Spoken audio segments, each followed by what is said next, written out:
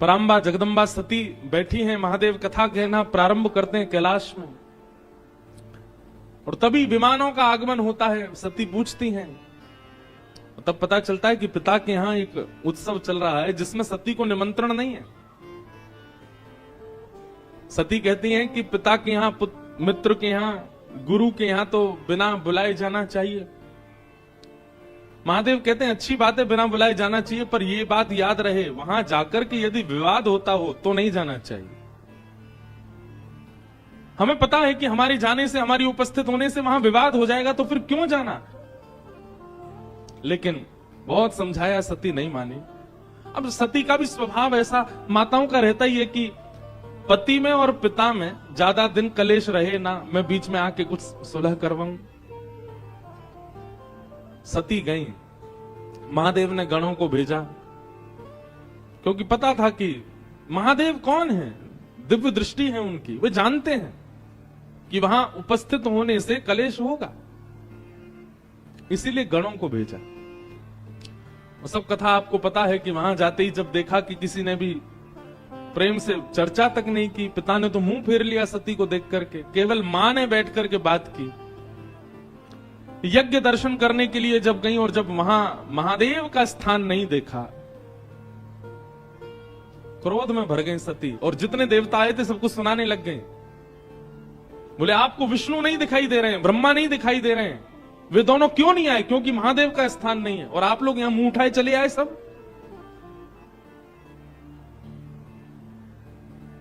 लोग कहते हैं कि सती ने यज्ञ कुंड में प्राण त्यागे नहीं। मानस जी में गोस्वामी जी कहते हैं कि श्री सती ने महादेव के अपमान को देख अपनी योगाग्नि से ही अपने देह का त्याग कर दिया। आसन पर बैठी है नेत्र बंद करके, और महादेव का अपमान सह नहीं पाई, अपनी ही योगाग्नि से दग्ध होकर के अपने तन का त्याग कर दिया। और करना ही था, क्योंकि महादेव त्याग जो कर चुके हैं सती का, अब स्वीकार तो करेंगे नहीं। तो सती ने भी गांठ बांधी है कि अब इस तन से तो मुझे स्वीकार करेंगे नहीं, अब दूसरा तन ही धारण मुझे करना पड़ेगा। पर योगाग्नि से अपने शरीर को त्यागने से पूर्व सती क्या कहती हैं? सती मरत हरि सन बर मांगा, सती मरत हरि सन बर मांगा, सती मरत हरि सन बर मांगा, सती मरत हरि सन बर मांगा। अपने तन को त्यागते हुए सती हरि का स्मरण करती हैं और वरदान मांग रही हैं। क्या? जन्म जन्म शिव पद अनुरागा, जन्म जन्म शिव पद अनुरागा, सती मरत हरि सन बर मांगा, सती मरत हरि सन बर मांगा, जन्म जन्म शिव पद अनुरागा, जन्म जन्म शिव पद अनुरागा। अपने तन को त्याग रही हैं सती, और उस समय हरि से प्रार्थना कर रही हैं, मुझसे अपराध बना, महादेव प्राप्त करने के बाद भी मैं महादेव के स्वरूप को समझ नहीं पाई, उनके अनुरूप बन नहीं पाई। हे हरि, आप केवल, आपके शास्त्र कहते हैं अंते यामति सा गति, अंत में जो मांगो, अंत में जो सोचो वो मिलता ही है। मैं केवल आपसे एक वरदान मांगती हूं, क्या? जन्म जन्म शिव पद अनुराग। शिव को पति रूप में नहीं मांगा, शिव को गुरु रूप में नहीं मांगा, शिव के चरणार बिंदों के प्रति अनुराग मांगा। सती ने ऐसा नहीं कहा है कि वो अगले जन्म में शिव अर्धांगिनी ही बन करके आए, बस वो जहां भी रहे वहां से ही शिव के चरणों के प्रति उनका अनुराग हो, ये मांगा।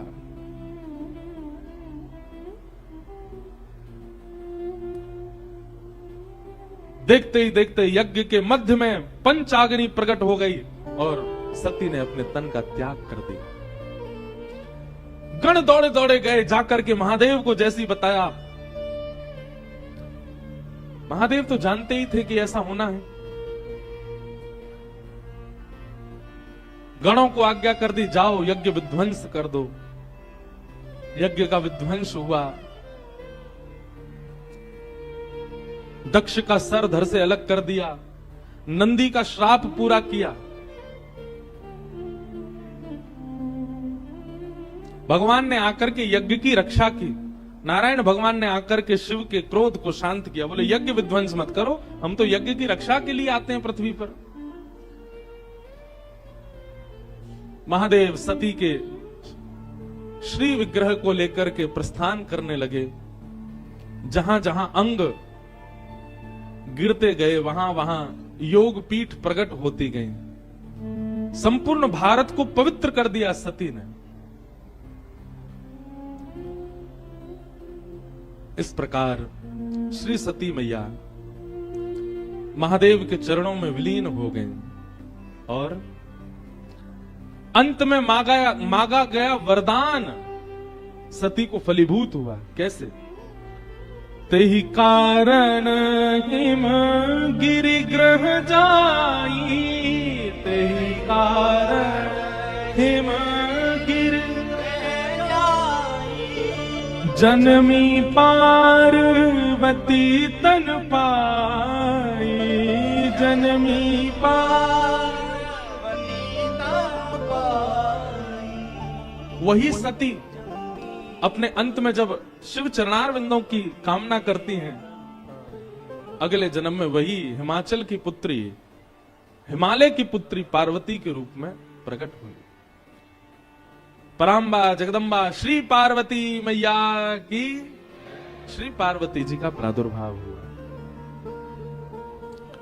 जब ते उमा शैल ग्रह जाई, जब ते उमा शैल ग्रह जाई, सकल सिद्धि संपत्ति तह छाई, सकल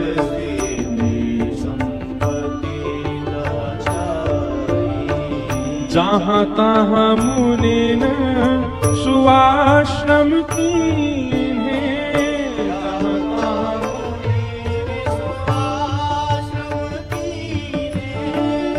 उचित वास हिम भूदर दीने, उचित वास उचित वास हिम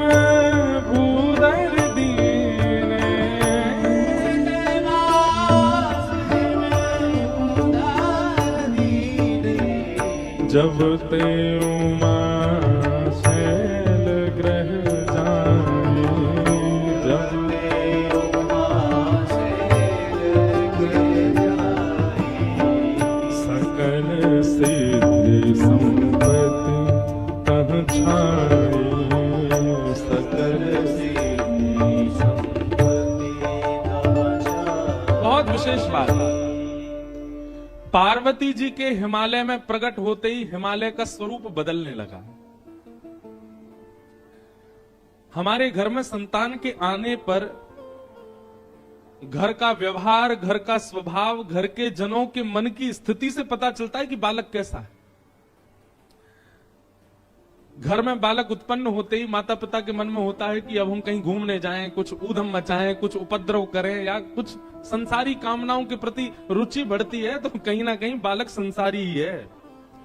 लेकिन जिस बालक के उत्पन्न होते ही मन में भाव आए अब रामेश्वरम चलें, अब तो बद्रीनाथ चलें, थोड़ा वृंदावन होके आए, काशी विश्वनाथ प्रणाम करके आए, संत जनों को घर पर बुलाएं, घर बुला करके पधरामनी करवाएं, घर में सुंदरकांड का पाठ कराएं, रामचरितमानस कराएं, बालक के उत्पन्न होते ही ऐसी विचारधारा प्रकट होने लग जाए तो समझ जाना कि भगवत भक्त ही है, क्योंकि उसके आते ही सबकी विचारधाराएं परिवर्तित हो रही हैं। पार्वती जी के हिमालय में प्रकट होते ही, ये हिमालय जहां संतों का निवास अति बताया जाता है, हमें दिखता नहीं है, पर हिमालय में लाखों संत रहते हैं, गिरी कंदरा में रह करके भजन कर रहे हैं। ये कब से प्रारंभ हुआ? जब से पार्वती जी का वहां प्रादुर्भाव हुआ।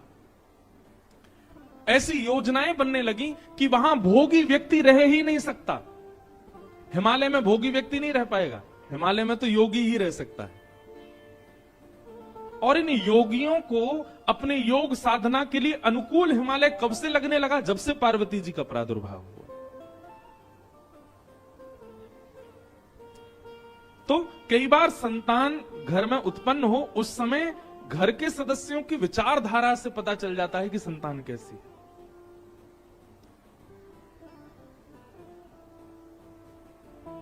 पार्वती जी का प्रादुर्भाव हुआ।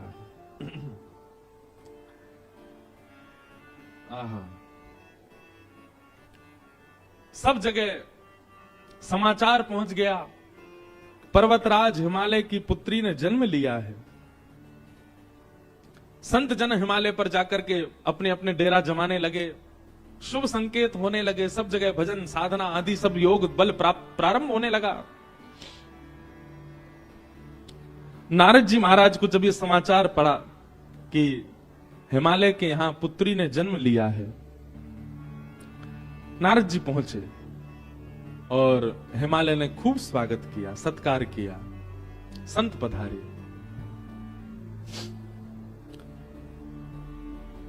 चरणों में प्रणाम करके अपनी कन्या को जैसे ही गोद में दिया,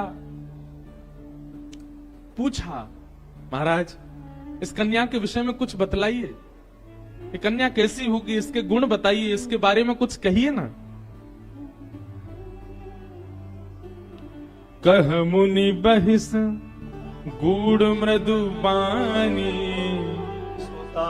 तुम्हारी सकल गुण खानी, सुंदर सहज सुशील सयानी, नाम उमा अंबिका भवानी। आपने महादेव के दर्शन किए यहां रामेश्वर भगवान के, और रामेश्वर भगवान के दर्शन करने के बाद आपने पार्वती जी का दर्शन किया।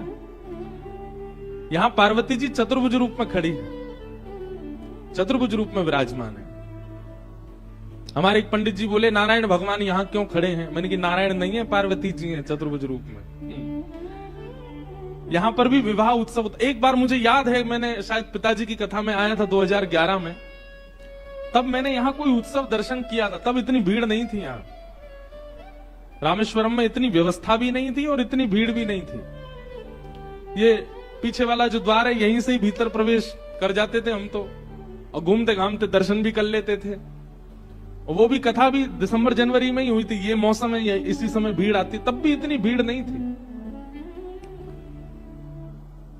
तब हमने यहां पर पालकी में महादेव जाते हैं सज धज के, दुल्हा बन के, ऐसे कुछ देखा तो था, मुझे याद नहीं है वो क्या था। या ऐसा था कि रात्रि में शयन के लिए पार्वती जी के कक्ष के पास महादेव जाते हैं सज धज के पालकी में बैठ करके।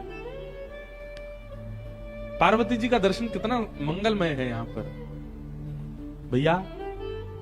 ये पराम्बा है, जगदम्बा है। अब यहां पर गोस्वामी जी ने नाम दे दिया, नाम उमा अंबिका भवानी। ये भवानी है, पूरे विश्व की मैया हैं, उनको प्रणाम करो, वंदन करो। सब लक्षण संपन्न कुमारी, होई संतत प्रिय ही प्यारी। आपकी इस लाली में सारे गुण हैं, सर्वगुण संपन्न है आपकी कन्या।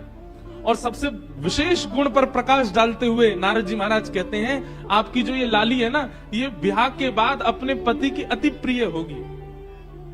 इनके जो पतिदेव होंगे वो इनसे बहुत प्रेम करने वाले होंगे, इसलिए आप बिल्कुल चिंतित मत होइए। आपकी लाली में सारे गुण ही गुण हैं। हिमालय महाराज बोले, आप तो गुणी गुण बताते जा रहे हो, कोई अवगुण नहीं है क्या? बंधु एक बात बहुत ध्यान से सुनो, सब लोग इधर देखो। पृथ्वी पर यदि आप जन्मे हो तो यह बात निश्चित है कि आपके अंदर अवगुण होगा ही होगा। चाहे वो कोई वक्ता हो, चाहे वो कोई मठाधीश हो, चाहे वो कितना भी बड़ा वेदज्ञ हो, चाहे वो कितना भी बड़ा नेता हो, चाहे कोई भी क्यों ना हो, इस संसार में यदि हम घूम रहे हैं, जन्म लेकर के विचरण कर रहे हैं, इस गुरुत्वाकर्षण में हम लोग चिपके हुए हैं, तो इसका मतलब ये निश्चित है कि हमारे अंदर अवगुण है। कोई सर्वगुण संपन्न नहीं है इस संसार में, सबके अंदर अवगुण होते हैं। गुण ज्यादा होते हैं तो स्वर्ग में रहा जाता है। अगर हम लोग अवगुण रहित हो जाएं, हमारे सारे अवगुण नष्ट हो जाएं, तो पृथ्वी का गुरुत्वाकर्षण हमको पकड़ नहीं पाएगा, हम उड़ने लगेंगे आकाश में।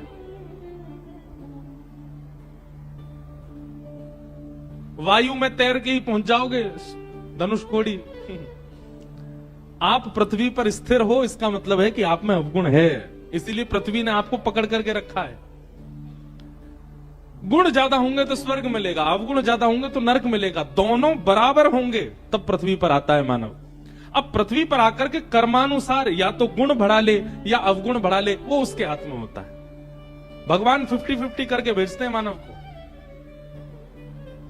हमारा रेशियो बढ़ता घटता रहता है, क्योंकि हम लोग धाम में बैठे हैं, तीर्थ में बैठे हैं, कथा सुनने के लिए स्पेशली छुट्टी लेकर के काम वाम छोड़ के आए, तो ये बात निश्चित है कि हमारे अंदर गुण 50 से 55% होंगे। लेकिन इसका मतलब ये नहीं कि अवगुण बिल्कुल नहीं है। 45% अवगुण है हमारे भीतर, इसीलिए हम पृथ्वी पर। अच्छा, एक बात आपको बड़ी विचित्र बताएं, हमारा उद्देश्य क्या है, लक्षण क्या है? हम 100% गुण करने हैं क्या? नहीं।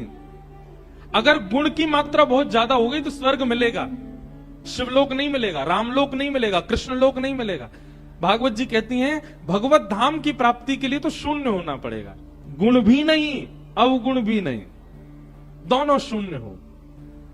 आप कहोगे ये कैसे संभव होगा? स्वयं भगवान बताते हैं, असहाय की सहायता करके, परोपकार करके अपने पापों को कम करो।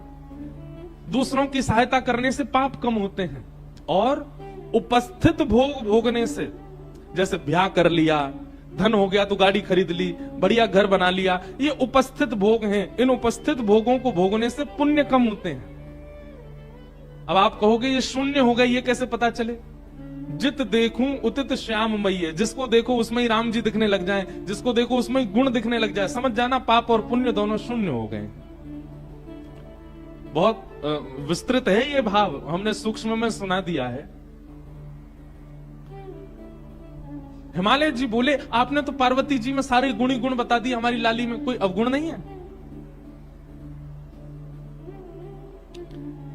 तब नारद जी महाराज कहते हैं, शैल सुलक्षण स्तुता तुम्हारी, सुनहु जे अब गुण दोई चारी। 2-4 अवगुण हैं, सुन लीजिए। बोले क्या? अगुण अमान मातु पितुहीना, उदासीन सब संशय छीना, जोगी जटिल अकाम मन नगन अमंगल वेश, अस स्वामी एहि कह मिलहि परिहस्त असिरेख। हमने आपकी लाली की हस्त रेखा देख करके 2-4 कुछ अवगुण हैं, उनको मैंने पढ़ लिया। आप कह रहे हैं तो मैं आपको बता देता हूं। हिमालय महाराज, नैना देवी थोड़े से संकोच में आगे, बोले बताइए भगवान। बोले अगुण अमान मातु पितहीना, उदासीन सब संशय छीना। आपकी लाली का जिनसे ब्याह होगा वो कैसे होंगे? बोले अगुण, उनमें कोई गुण नहीं होगा, सारे गुणहीन। जैसे गुण किसे कहते हैं? हमारे दामाद जी बड़े सरल हैं, हमारे दामाद जी बड़े अच्छे हैं, हमारे दामाद जी बड़े बुद्धिमान हैं, हमारे दामाद जी बड़ा मीठा बोलते हैं, ये सारे दामाद के गुण हैं। आपके जो दामाद जी होंगे वो अगुण होंगे, उनमें कोई गुण नहीं होगा। आप किसी दूसरे से कह नहीं सकते कि हमारे दामाद जी में ये गुण है, अगुण। और अमान, मान रहित होंगे। कभी अगर दामाद जी आए और आप उनका स्वागत सत्कार नहीं करो तो उनको बुरा नहीं लगेगा, क्योंकि वो अमान है, वो मान रहित है। और तीसरी बात तो ऐसी बताई कि महाराज मैना देवी तो अपने छाती पे हाथ रख के बैठ गई। बोले क्या? मातु पितहीना, आपके जो दामाद जी हैं उनके माता पिता नहीं है। आपके जो दामाद होंगे, मतलब आपकी लाली के सास ससुर नहीं होंगे। आज की कन्या होती तो खुश हो जाती, आज की कन्या होती तो बड़ी प्रसन्न हो जाती, बढ़िया हमें सास ससुर ही नहीं है, केवल पति देव हैं। लेकिन नैना देवी बोली ये कैसा बेटा? बोले फिर ये इसका जन्म कहां से हुआ? बोले कि पूरे विश्व को यही जन्म देते हैं। आपके जो दामाद जी होंगे इनको कोई जन्म नहीं देता। मात पित ही ना उदासीन सब संशय ही ना। उदासीन है, अंतर्मुखी, इसको अंग्रेजी में कहते हैं इंट्रोवर्ट। अपमान सम्मान इनसे कोई, बहुत सम्मान कर दो तो प्रसन्न हो जाए ऐसा भी नहीं है, अपमान कर दो तो बुरा मान जाए, नहीं, कुछ नहीं। दाल रोटी खिला दो तो भी राजी, कुछ मत खवाओ भूखे रखो तो भी राजी। ऐसे उदासीन होंगे आपके दामाद जी। जोगी जटिल अकाम मन नगन अमंगल भेष। नारद जी को इतना सच भी नहीं बोलना था, पहले ही डरा दिए माता पिता इतने। बोले कैसे होंगे? बोले जोगी जटिल। जटिल किसको कहते हैं? बोले बिल्कुल जड़ के भांति जो होता है। अकाम मन, बोले काम दूर दूर तक स्पर्श नहीं करेगा उनको। अकाम मन, कोई कामना नहीं होगी उनके मन में। जिनकी नगरी में आप बैठे हो उनके गुण सुन लीजिए। अकाम मन और नगन अमंगल भेष। सब लोग सावधानी से सुनो। बोले कैसे होंगे जिनसे इनका ब्याह होगा? बोले नग्न, वस्त्र पहना दो तो ठीक, नहीं पहनाओ तो कोई बात नहीं। अमंगल भेष। एक कथा में एक महात्मा जी से सुन रहे थे,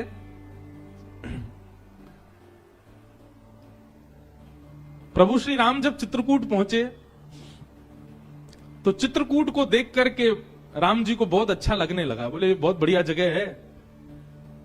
लक्ष्मण जी से कहा, लक्ष्मण जी तुम जाओ, जाकर के यहाँ कोई राजा हो या इस नगर के कोई स्वामी हो, उनसे एक बार परमिशन ले लो कि हम यहाँ रह लें, और अगर वो कह दें कि रह लो तो कैसे रहना है उसका कुछ नियम हो तो बता दें। लक्ष्मण जी महाराज चित्रकूट में विचरण करते करते जैसे ही गए, इतने में ही महादेव आ गए वहां पर। और महादेव एक जोगी के भेष में बैठे थे और दूर दूर तक तो कोई मानव दिखा नहीं। लक्ष्मण जी ने जैसे ही महादेव को देखा तो महादेव को देख करके उनको लगा, वो पहचान नहीं पाए कि महादेव हैं, उनको लगा कोई मानव दिखा तो। दूर से उन्होंने कहा, सीताराम, इस चित्रकूट नगरी में रहने के क्या नियम है, कृपा करके हमें बता दीजिए। तो वर्णन करते हैं कि महादेव अपनी जीभ निकाल करके और अपने गुप्तांगों को पकड़ करके नृत्य करने लगे, उछल उछल करके।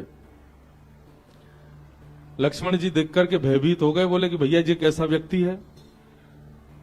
हमने तो इनसे पूछा कि यहां कोई नगर वासी हो तो बताओ, उसके बारे में कुछ बताओ, ये कैसे जीभ पकड़ करके और अमंगल स्थान का स्पर्श करके नृत्य कर रहे हैं हमारे सामने।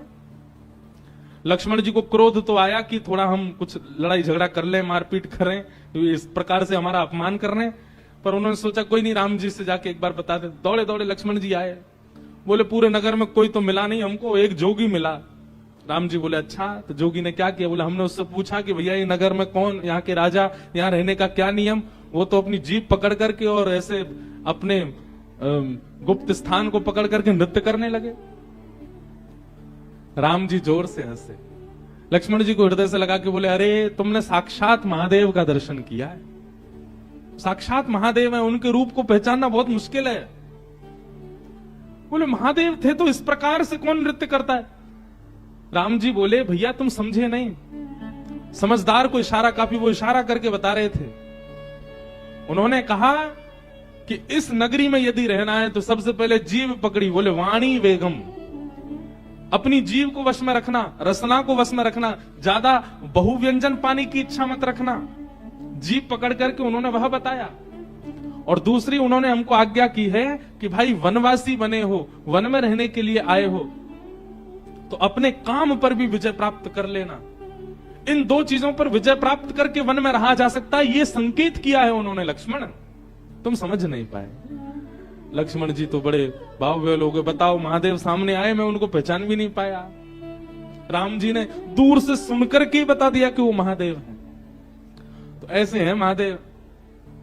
अगर किसी की बहुत प्रबल इच्छा हो कि मैं महादेव का प्रत्यक्ष दर्शन करूं, तो संसारी व्यवहारों से पहले अपने आप को ऊपर ले जाना, क्योंकि महादेव प्रकट होंगे, उनके आव भाव गुण स्वरूप को समझ पाना बहुत मुश्किल है, हर कोई नहीं जान पाएगा। नारद जी महाराज बोले, जोगी जटिल अकाम मन नगन अमंगल भेष। ऐसा भेष होगा आपके दामाद का। अस स्वामी एहि कह मिलहि परी हस्त अरि रेखा, मैंने इनकी हस्त रेखा देख करके ये पहचान लिया है।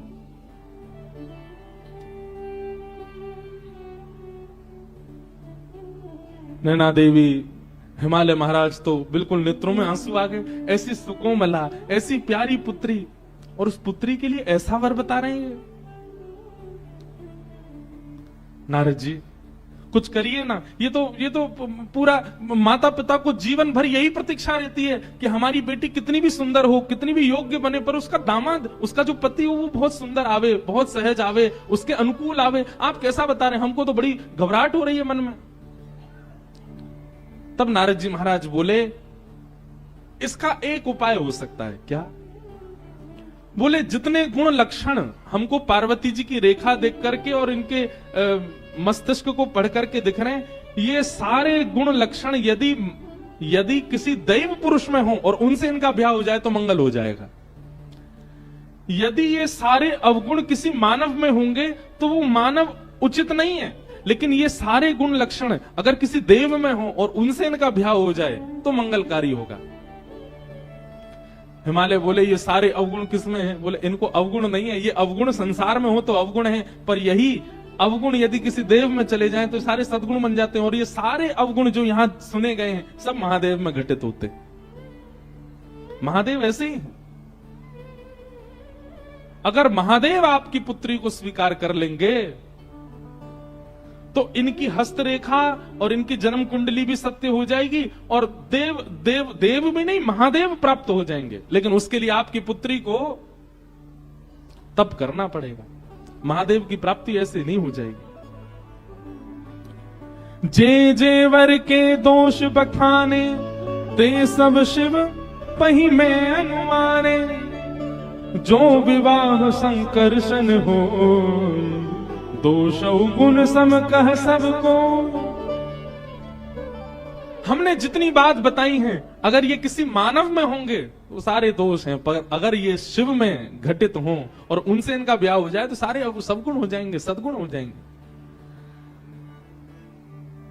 शंभु सहज समरथ भगवाना, एह विवाह सब विधि कल्याणा। अगर शंभु से आपकी पुत्री का ब्याह हो जाए तो इनका कल्याण हो जाएगा।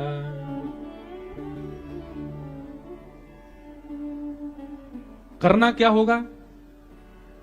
जो तप करें कुमारी तुम्हारी, जो तप करे कुमारी तुम्हारी, जो तप करे कुमारी तुम्हारी, जो तप करे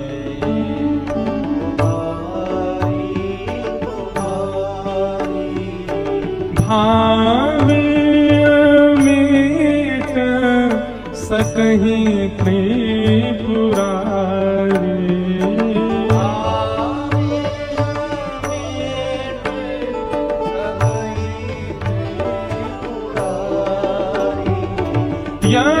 यद्यपि वर अनेक जग माही, यद्यपि वर अनेक जग माही, यद्यपि वर अनेक जग माही,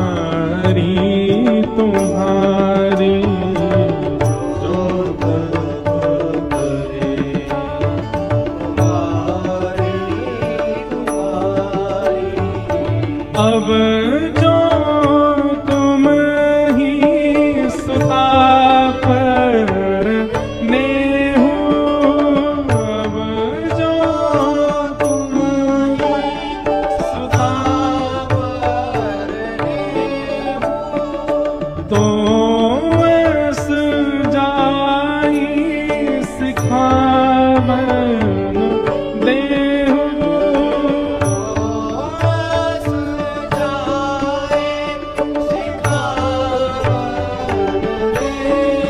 हे मैया, अगर आपको अपनी पुत्री से बहुत प्रेम है तो अब जाइए, जाकर के पुत्री को समझाइए कि वो तप करना प्रारंभ करे, नहीं तो उसके हस्त कमल में, उसकी कुंडली में जो सारे दोष उसके पति में बताए गए वो सारे दोष रहेंगे। अगर उसने तप किया तो तप के प्रभाव से उसको देवादिदेव महादेव प्राप्त होंगे और उसके सारे पति के अवगुण सगुण बदल जाएंगे। हाँ करे सो तप जे मिलहि महेशु,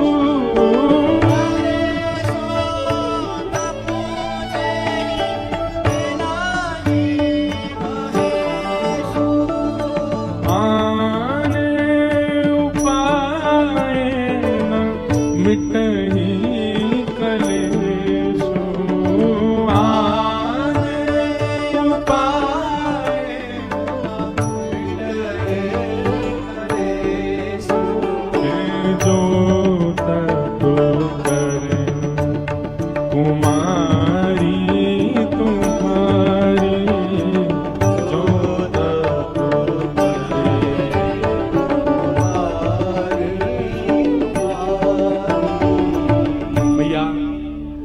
आपकी लाली के होने वाले वर में जो जो दोष हैं वो केवल और केवल अब तप से ही दूर हो सकते हैं। तब से महादेव प्रसन्न होंगे और महादेव ब्याहने के लिए आ गए, तो सारे अवगुण सगुण बन जाएंगे। आप जाओ, जाकर के अपनी पुत्री को कहो कि वो तप करना प्रारंभ करे। ये व्रत की जो परंपरा है ये पार्वती जी से ही प्रारंभ हुई है। सुयोग पति की प्राप्ति के लिए जो व्रत किए जाते हैं ये पार्वती जी से ही प्रारंभ हुए। अब एक बात कह दें, बुरा नहीं मानिएगा, लेकिन आपने खूब व्रत किए फिर भी नहीं मिले वैसे जैसे चाहिए थे, तो सबसे पहली बात तो मन में विचार करके व्रत नहीं करना है, ऐसे ही पति चाहिए। ठाकुर जी पे छोड़ो, ठाकुर जी आप कृपा करके जैसे प्रदान कर देंगे हमें स्वीकार है। बस हम व्रत कर रहे हैं कि हमारा भक्ति भजन भाव उसमें कटौती करने वाले पति ना मिले हमको, उसमें श्रेष्ठ मिल जाए। लेकिन खूब व्रत किए उसके बाद भी आपके भजन में, आपके संकीर्तन में, आपकी कथा में विक्षेप डालने वाले यदि मिल रहे हैं तो निश्चित है कि व्रत में कोई चूक रही है आपसे। पार्वती जी ने व्रत किया, नारद जी के वचन मान करके नैना देवी ने जाकर के पार्वती जी को समझाया और पार्वती जी सौभाग्य मान करके, देखो एक बात बहुत ध्यान से सुनिएगा सब लोग, इधर देखो, नाम जप, तीर्थ यात्रा, कथा श्रवण, संत चरण और व्रत नियम अनुष्ठान, ये पांचों क्रिया नियम मान करके नहीं करनी चाहिए।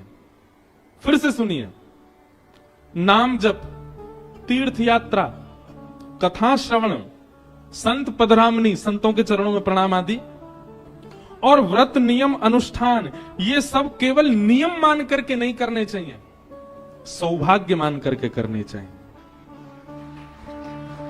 आप तीर्थ किस लिए जा रहे हो? अभी वो महीना आता, पितृपक्ष का महीना आता, पूरी दुनिया गया जी जाती है, सौभाग्य मान के नहीं जाते हैं। किस लिए जाते हैं? नियम है कि हम वहां जाकर के तर्पण करेंगे तो हमारे जो पितृ हैं वो मुक्त हो जाएंगे। पूर्णिमा के दिनों पर महाराज गिरिराज जी में इतनी भीड़ होती है, लोग परिक्रमा करते हैं गोवर्धन बाबा की, क्यों? नियम है, पूर्णिमा के दिन करो। भाई दूज के दिन जमुना जी में स्नान करते हैं, क्यों? नियम है, बहन भैया हाथ पकड़ के स्नान करेंगे तो यम द्वितीया के दिन स्नान करते हैं तो उससे बहन भैया का प्रेम बढ़ता है। नियम मान करके तीर्थ यात्रा नहीं करनी चाहिए, सौभाग्य मान करके। उतनी प्रसन्नता, उतना उत्साह चित्त में होना चाहिए। अरे हम रामेश्वरम जा रहे हैं, जाकर के महादेव का दर्शन करेंगे, समुद्र में स्नान करेंगे, धनुषकोडी का दर्शन करेंगे, सीता कुंड का दर्शन करेंगे, आदि आदि सब भाव दर्शन करेंगे। ये सौभाग्य मान करके जाना चाहिए। दूसरा, नाम जप भी नियम नहीं, बस फेर रहे हैं, गुरुजी कह के गए हैं 12 माला रोज करनी है, 18 माला रोज करनी है, और महाराज घिसे जा रहे हैं, जल्दी पूरी हो फिर आगे काम के लिए जा। नहीं, नियम मान के नहीं, सौभाग्य मान करके करो। तीसरा, कथा श्रवण। अब क्या बताएं, हमको हमारे रिश्तेदार कथा करा रहे हैं, सुनने तो जाना पड़ेगा हमको, नियम मान के नहीं। सौभाग्य, हमारा सौभाग्य है, हम रामेश्वरम में कथा सुनने के लिए जा रहे हैं। संतों के चरणों में प्रणाम। अब भगवा वेशधारी हैं, जटाधारी हैं, उर्दपुंड लगा रखा है, इनको प्रणाम करना ही पड़ेगा? नहीं, सौभाग्य मान करके। हमारा सौभाग्य कि ऐसे महापुरुष को हम प्रणाम कर पाए। और ठीक वैसा ही व्रत, नियम, अनुष्ठान, इनमें भी नियम प्रधान नहीं, सौभाग्य प्रधान। जैसे लोग एकादशी का या प्रदोष का या सोमवार का व्रत करते हैं, तो उसमें यह नहीं होना चाहिए आज रविवार है जितना हो सके खा लो, कल तो सोमवार है भूखा रहना पड़ेगा हमको। आज सोमवार है खूब पेट भर के खा लो, रात में 4 रोटी ज्यादा खा लो, क्यों, कल तो मंगलवार है भूखा रहना है हमको। ऐसे नहीं। जिस दिन आपका व्रत है उस दिन आपको अत्यंत सौभाग्य, अत्यंत प्रसन्नता लगनी चाहिए कि मेरा सौभाग्य कि मैं एकादशी करता हूं, मैं सोमवार के व्रत करता हूं। सौभाग्य मान करके यदि आप व्रत नियम अनुष्ठान करेंगे, वो व्रत फलेगा। और केवल नियम मान करके उसको करेंगे, उसका कोई लाभ नहीं होगा। मेरे सामने रोटी मत खाओ, मेरा व्रत है, आपकी रोटी देख के मेरा मन कर रहा है खाने का, ये काय बात का व्रत फिर आपका? आपके सामने 56 व्यंजन रख दिए जाएं, लेकिन आपको गौरव हो, नहीं मेरा व्रत है, मैं तो आज व्रत में हूं, आज स्पर्श नहीं करना। वो प्रसन्नता दिखनी चाहिए व्रत की, तब व्रत फलता है।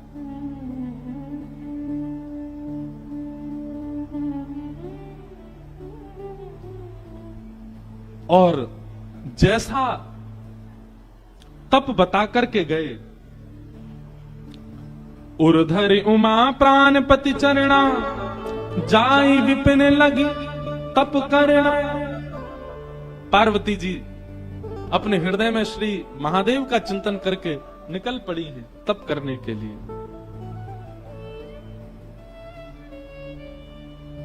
आहा, मानस जी में गोस्वामी जी वर्णन करते हैं पार्वती जी ने कैसा तप किया। बोले, अस तप काहू न कीन भवानी, ऐसा तप आज तक किसी ने किया ही नहीं। भय अनेक धीर मुनि ज्ञानी, बड़े बड़े ज्ञानियों ने भी जब पार्वती जी को देखा, देख करके सब आश्चर्यचकित हो गए। ऐसा तप आज तक किसी ने किया ही नहीं जैसा पार्वती जी कर रही है। अच्छा, एक बात, अब व्यवस्था में तप करना, जैसे कि पार्वती जी अत्यंत रूपवान हैं, पार्वती जी के पिता अत्यंत संपन्न हैं, जन्म से ही लाड़ प्यार और सब प्रकार की अनुकूल परिस्थितियां पार्वती जी ने देखी हैं, और उसके बाद में इस प्रकार का तप कर रही हैं, ये आश्चर्य की बात है। और जिस व्यक्ति ने बचपन से ही कुछ देखा ही नहीं, बिल्कुल अभाव ही देखा, वो तप कर ले तो कोई बड़ी बात नहीं, उसने बचपन से ही तप किया है। लेकिन पार्वती जी, उन्होंने तो जीवन में अभाव देखा ही नहीं है, और आज वे जाकर के तप कर रही हैं, तो उनका तप अति विलक्षण है। आहा,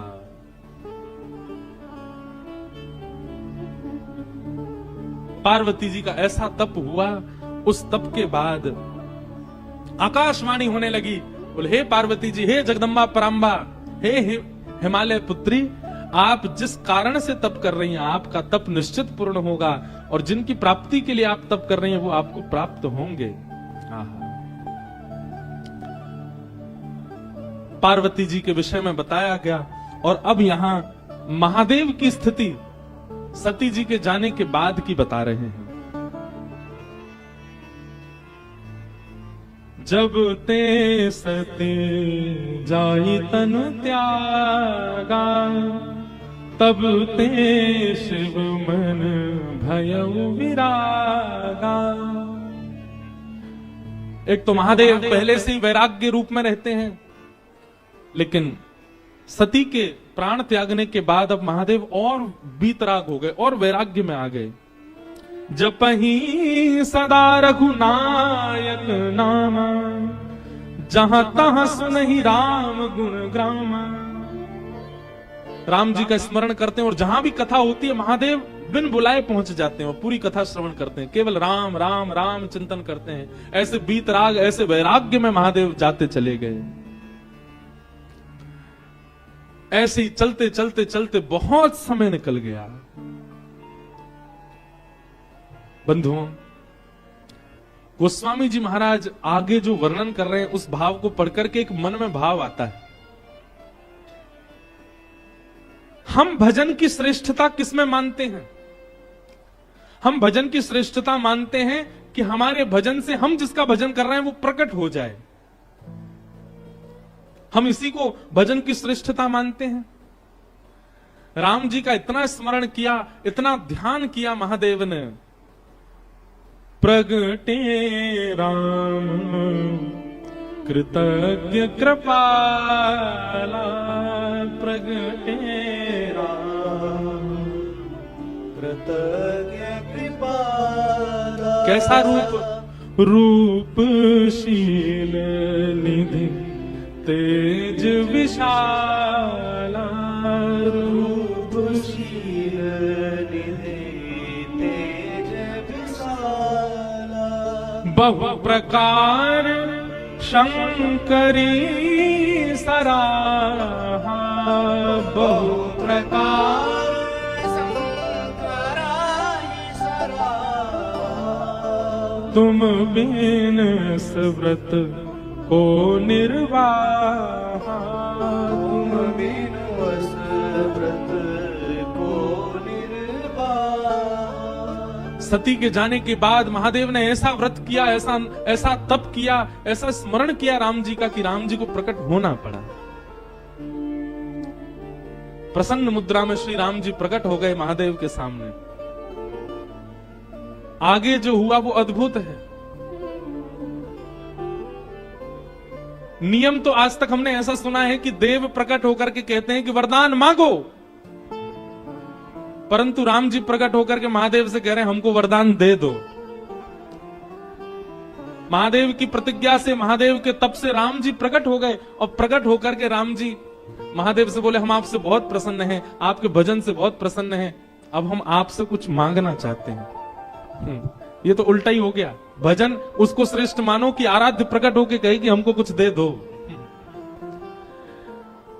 अब बिनती मम सुनहु शिव, जो मो पर निज नेह, जाई विवाह भूषण जही, यह मोहि मांगो दे।